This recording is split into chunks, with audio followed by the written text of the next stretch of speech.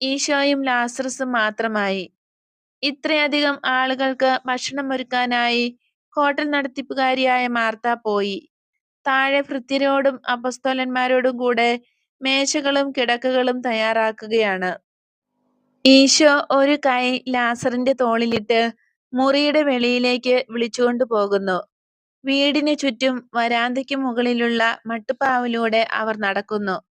മുകളിൽ നിന്നുകൊണ്ട് ഈശോ ഭൃത്യരുടെയും അപ്പസ്തോലന്മാരുടെയും ജോലികൾ വീക്ഷിക്കുകയും വരികയും പോവുകയും ഇടയ്ക്ക് മുകളിലേക്ക് നോക്കുകയും ചെയ്യുന്ന മർത്തായെ നോക്കി പുഞ്ചിരി തൂകുകയും ചെയ്യുന്നു.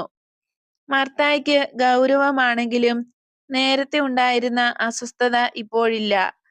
ചുറ്റുമുള്ള പ്രകൃതിയുടെ സൗന്ദര്യം ഈശോ വീക്ഷിക്കുന്നു. രണ്ടുപേരും കൂടെ ഓരോ സ്ഥലങ്ങളുടെ പേരും ആളുകളുടെ രീതികളും മറ്റും പറഞ്ഞുകൊണ്ടിരിക്കുന്നു. അതിന്